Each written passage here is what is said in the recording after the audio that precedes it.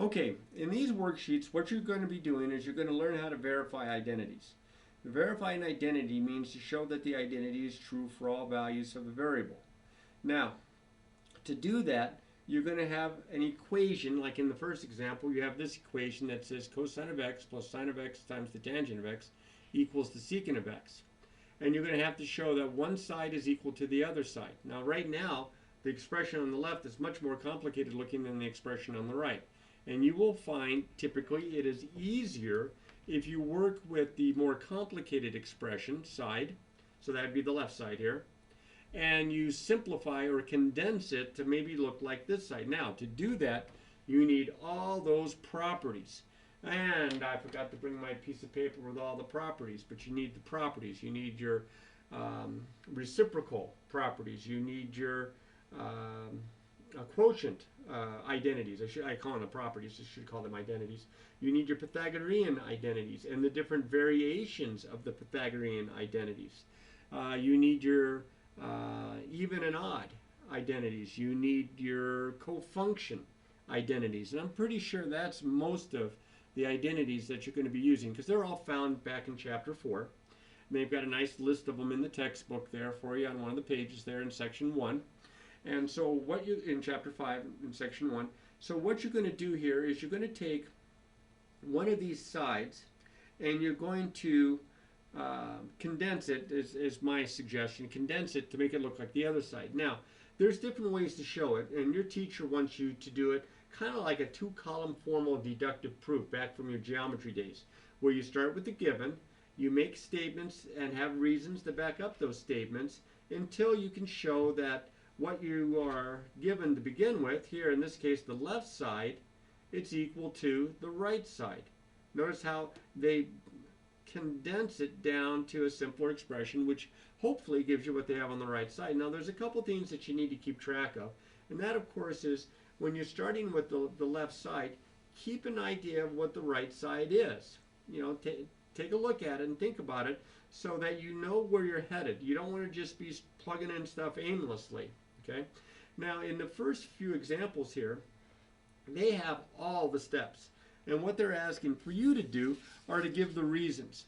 Now, for you to give the reasons, some of these reasons are going to be because of certain identities. Like here, you've got a Pythagorean identities, you've got reciprocal identities.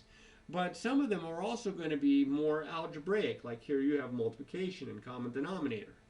So that's what they're, you know, it's a combination of making the substitutions with the identities and using algebra to simplify the expressions, combining like terms, factoring, adding, subtracting fractions, multiplying fractions, things like that, simplifying by canceling maybe a common factor top and bottom. So you're going to be using a combination of algebra and the identities from chapter 4. And here we go. Now, in this very first example, you pretty much have all the reasons written down, with the exception of this guy right here. So what they're wanting you to do here is they're wanting you to think, what did you do from here to make it look like this? Well, it looks like this part's the same. And what's changed was how they went from here to here. Well, you can see they put it over 1, and they multiplied top and bottom by the cosine of x. So this is to get a common denominator for your two fractions. But what you're doing here is you're multiplying numerator and denominator. I'm just going to abbreviate here a little bit if you can read my handwriting. To multiply numerator and denominator by the same amount. Now let's say the same trig expression. Just going to abbreviate trig and expression there. Now, your teacher may have something else in mind. They may say, oh, you're getting a common denominator here, or you are multiplying by a factor of 1. That's a good one, because cosine of x over cosine of x is a factor of 1.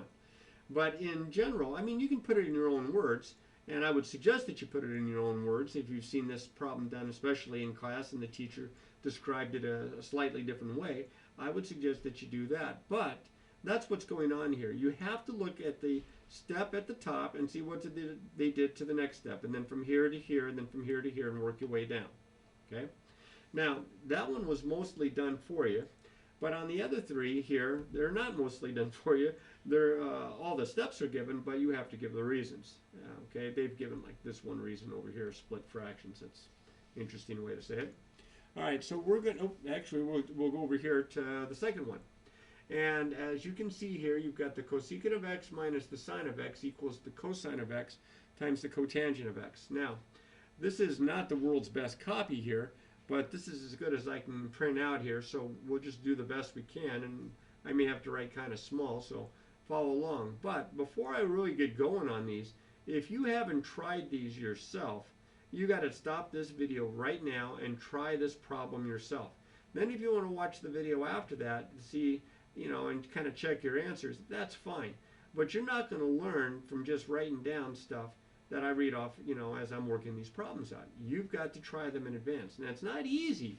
It takes a little bit of practice to get good at this. But that's how you're going to learn. You're going to do better and better for each example. And as I recall, you have several examples here that were given to you. Some where they give you the steps and they ask for the reasons. Some where they give you the reasons and they ask for the steps. And some where they give you some of each. So that's kind of interesting. And then you've got to think a couple problems on the very last page in which you are having to give all the statements, steps, and all the reasons. All right, so we'll start here. It looks like they're working with the left side. Now you say, well, this side is as complicated as that side. That's true, but I have found that it's easier to combine these using addition or subtraction and getting us an expression that's written as a product as compared to taking a product and somehow rewriting it as a sum or difference. So I'm going to work with the left side, and this is my given. Okay. Now, I think it's pretty easy to see what they did from here to here, because this part stayed the same, but they've written the cosecant of x as 1 over the sine of x. Well, that's one of those reciprocal identities. So I'm going to write down reciprocal identity. Okay. Now, let's see, what did they do from here to here? Well, it kind of looks like the step down here that I was talking about before, because it looks like they left this part the same, but they are writing the sine of x over 1 and multiplying it top and bottom by the sine of x. So you're kind of rewriting this expression to have the common denominator. You can write that, or you can write what I have here. But let's say this time I write it as rewriting second expression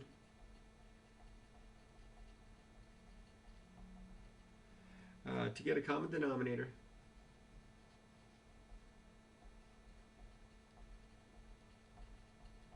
Okay, and then you could say, if you wanted to, if you had space, by multiplying top and bottom, by multiplying the numerator and denominator by the same trig expression, you could just kind of finish this part right in here.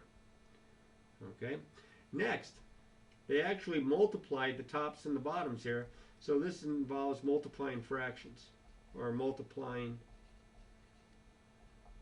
rational expressions.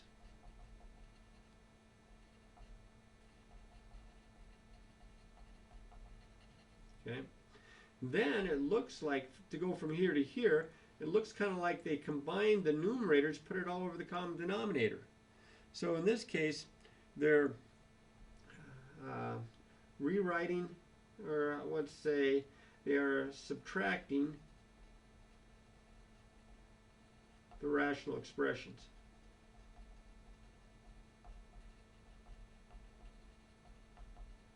Okay. Then, how did they go from here to here? Well, here's where you have to kind of look to see how it changed. The denominator stayed the same, but the numerator, which was 1 minus sine squared x, has now become cosine squared x. Now, if you think about it, there is an identity that involves sine squared x and cosine squared x in them. But that identity says sine squared x plus cosine squared x equals 1. Well, this is a variation of that. This is a variation of that Pythagorean identity. They have rewritten it as by subtracting sine squared x from both sides, and they've got cosine squared of x is equal to the 1 minus sine squared x. So this is a Pythagorean identity.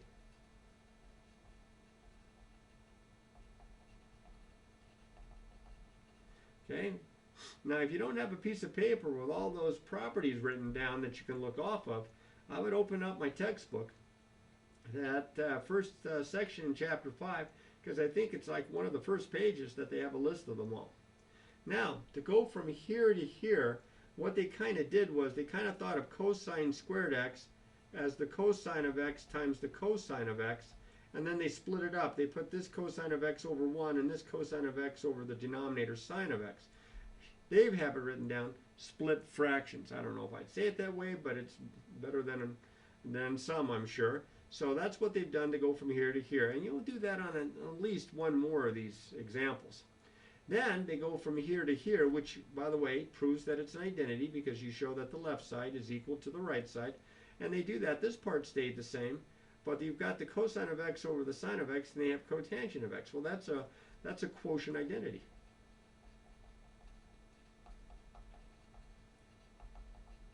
Okay? All right. Let's try the next one. And again, if you haven't tried this one first, try it before watching me work this problem out. Okay? So you can pause me now if you haven't tried it, and then come back to me in just a little bit.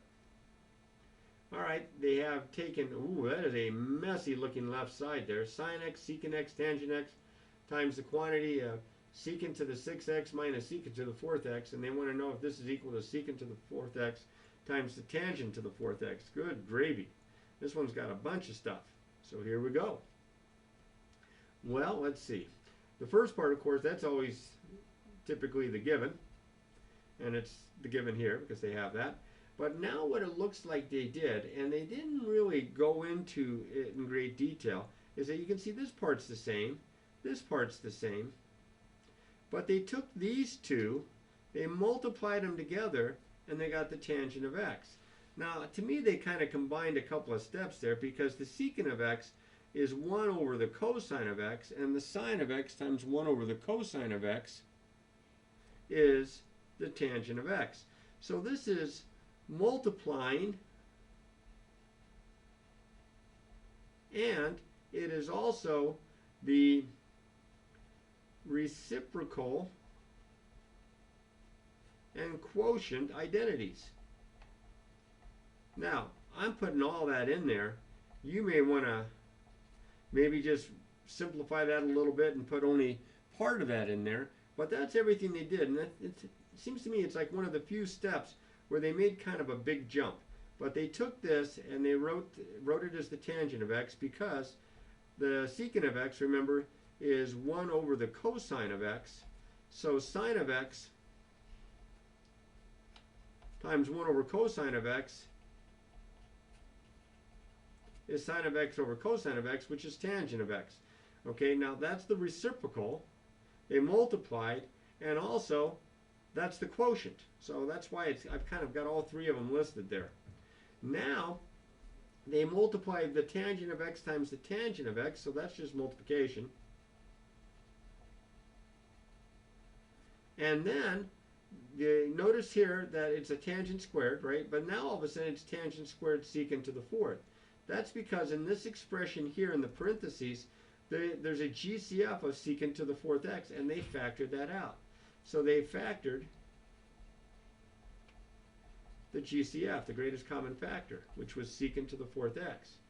Now, this part stayed the same. To go to the next step, this part stays the same, but they changed secant squared x minus 1 into tangent squared x. Now, you may remember that this happened in one of the Pythagoreans. The Pythagorean says 1 plus tangent squared x equals secant squared x. But if you subtract 1 from both sides, you get a variation of it. And secant squared x minus 1 is the same as tangent squared x. So this is a Pythagorean identity. Okay? Now, the next part isn't so bad. You can see this part is right there, and they've taken the tangent squared and the tangent squared, and they've multiplied them together. So that's multiplication. Okay? It's kind of the associative property in a weird way because you're not multiplying the first two together, you're multiplying the first and the third one together. But I think multiplication will cover it. And that's the end to that one. And you have shown that it's an identity, that no matter what number you plug in for x, as long as it's defined, that you will get the same amount on both sides, the same value. All right, now this one, as I recall, isn't so bad. you've got secant squared x minus secant to the fourth x is equal to cosecant squared x minus cosecant to the fourth x. Now again, if you haven't tried this one, this is a good one. You can see it's a little shorter. You should try this before watching it worked out. So, pause it and then work it out if you haven't tried it yet, and then you can come back to it to check. All right, here we go. The right side is as complicated looking as the left side. They're about the same. So instead of working with the left side, they decided this time to work with the right side, and they're going to try to match it to the left side. So they have cosine squared x minus cosine to the fourth x. And so what I'm going to do here is, first off, I'm going to write given. And then from here to here, do you see they factored out the common cosine squared x that's common to both terms? They factored it out. It's like the distributive property in reverse. So they factored the GCF. Now, as you can see, this part stayed the same, but this part becomes sine squared x, and that's one of those variations of the Pythagorean identity.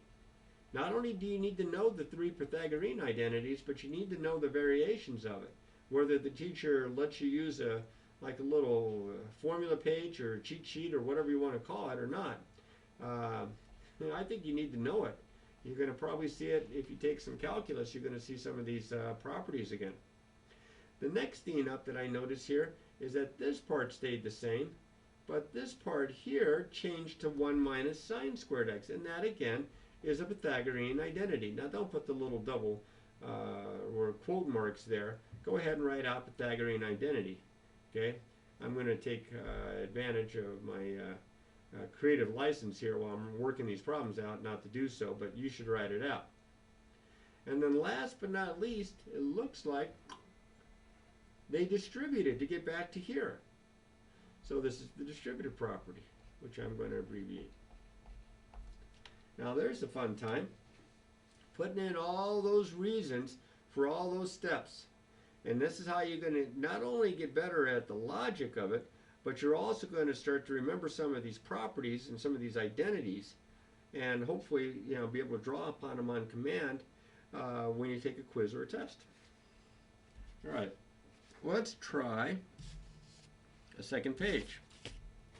All right. This is already going to be a long video. I might have to break this one up into two. All right, here we go. Now in this case, they've given us most of the reasons and not quite so many of the steps. Now I'm going to see if I can make this a little bit bigger. Let's see what I can do here. That's a little better. I'm trying to keep it in the center there.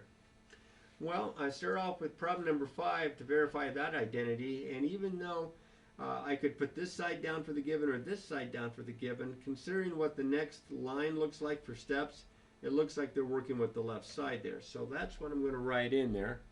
Now my eyesight's so, but that looks like cosine squared x minus sine squared x all over sine squared x.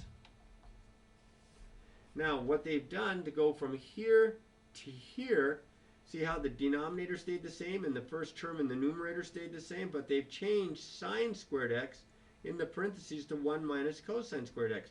And there again is the Pythagorean identity. Now that was the only one that they asked you to write down, which kind of shows you how important it is to know those Pythagorean identities. Now it looks like they say here, to go from here to here, we're distributing. Well, the only thing that we can distribute is that subtraction sign, because that's kind of like a -1 that we're multiplying through by. So I'm going to write it as neatly as I can, but it's cosine squared x minus 1 plus cosine squared x all over sine squared x. Then it says they've combined like terms. Well, the only like terms are in the numerator. I have 2 cosine squared x's. So cosine squared x plus cosine squared x is 2 cosine squared x minus 1 all over sine squared x. All right, and I've combined the like terms. Now, they did put this step down. They split it into 2 fractions. We had that happen before, where it's this term divided by the denominator minus, because of the subtraction sign, the second term divided by the denominator. So that's what's written down as split into two fractions. Okay, your next step then would be to change this by using the cotangent identity. Well, that's this part right here. They call it the cotangent identity. I call it the quotient identity. See, cosine x over sine x is the cotangent of x. Cosine squared x over sine squared x is cotangent squared x minus 1 over sine squared x. Now, it says in the last step, which I have to get here, I have to end up it being here, and you can see the first terms already match, and the minus signs, right, is that I have to use the reciprocal identity. Well, that's right here. I know cosecant squared x is 1 over sine squared x. So this is 2 cotangent squared x minus cosecant squared x. That's the 1 over sine squared x is cosecant squared x. Now, I think it's about equally important that you can, work with one side, and put in all the steps for all the reasons that are given, or put in all the reasons for the steps that are given, but eventually you got to be able to do both. So you got to practice these, kind of keep this in mind. All right, well, problem number 6 is a peach, in that it's a lot to write down, and my handwriting being what it is and such, because they have a really messy looking expression on the left side, and a reasonably simple looking expression on the right. So at least this first part is easy. That's the given. Okay. After that, we're going to see. All right, now, to go from here to here, it says use the odd identity. Well, the odd identity is the sign of the opposite of x. See, I don't know if you can, no, you're not going to be able to see that. I'll write it down here. The sign of the opposite of x is equal to opposite sine x.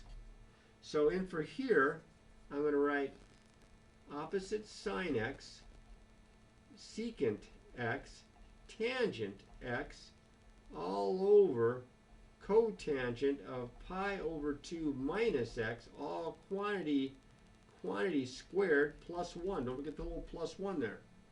So that's what I've done. I've used the odd identity to change the sign of the opposite of x, the opposite sine x. Everything else stayed the same. Then it says use the cofunction identity. That's the denominator. When I see the word cofunction identity, I have to remember those 3 identities. Well, actually there's 6, but the 3 identities, including the one that says cotangent of pi over 2 minus x is equal to the tangent of x. So in my denominator, this is the tangent of x. In my numerator, I have opposite sine x, secant x, tangent x. And I don't know if you can see it coming, but they've gone from here to here. They didn't put in a reason, but what's going on here is that they're simplifying this rational expression. They are dividing the top by the bottom. So you can write down division if you wanted to, or canceling a factor of 1.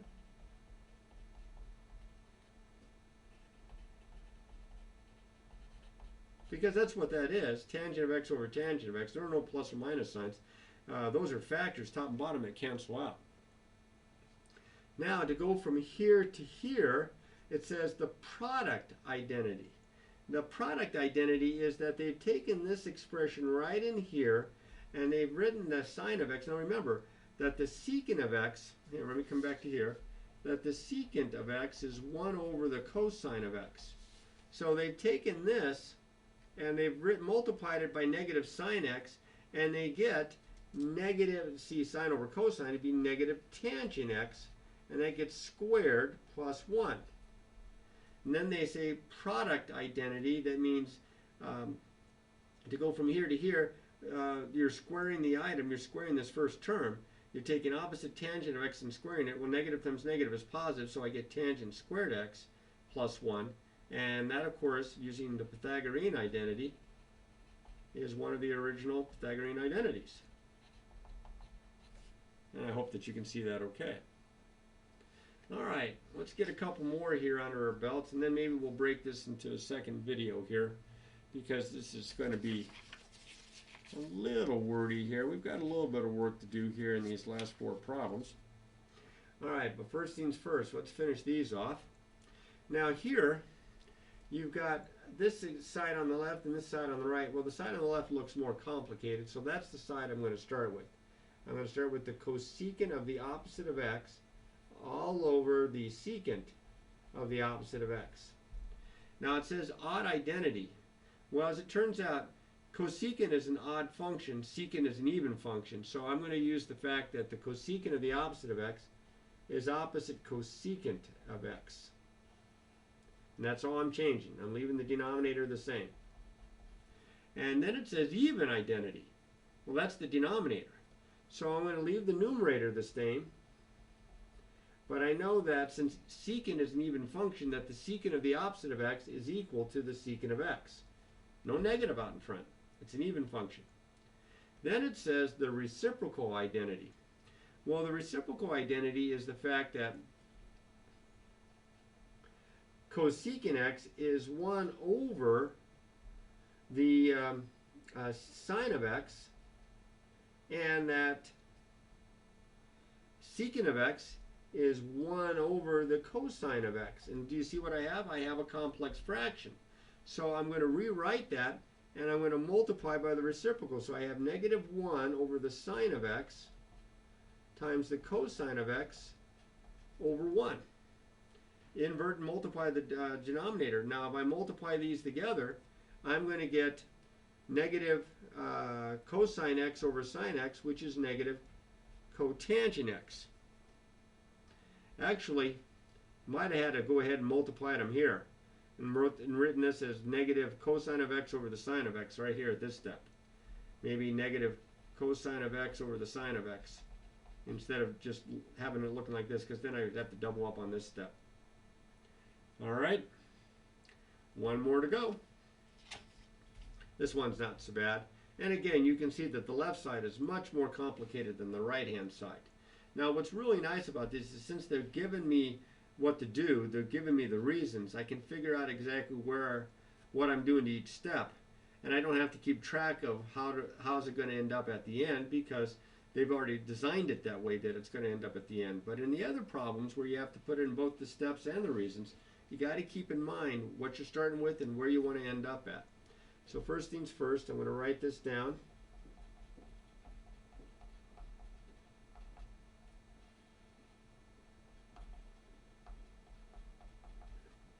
And then it says a cofunction identity. As soon as you see that pi over 2 minus x, you got to start thinking about a cofunction identity. So the cofunction of tangent is the cotangent of x times the tangent of x right there, all over tangent squared, x plus 1. Then the reciprocal identity, well, these two guys here are reciprocals. So what happens is I can write this as 1 over the tangent of x times the tangent of x, and that's all over tangent squared x plus 1. I would have probably combined and actually multiplied those. But now it says cancel common factors. That's these two guys here. So I end up with 1 over tangent squared x plus 1. See, I would have probably combined those, but since I was looking at what I had to use for the next step, I went ahead and just saved it. Now this denominator, that's an identity because that's secant squared, so I'm going to write 1 over secant squared x. And of course the reciprocal of secant is cosine, so since this is 1 over secant squared, this would be cosine squared x, and that's exactly where I wanted to end up at. All right, those are 8 pretty good problems to do some practice with. And I like the fact that the worksheets kind of work you into it a little bit instead of just throwing you right in the middle of it. So you start with these, and I'll see if I have time for another video to do the last, I think it's 4 or 5 problems there. Okay, I'm going to go ahead and anyway, give them a good shot. Practice, practice, practice.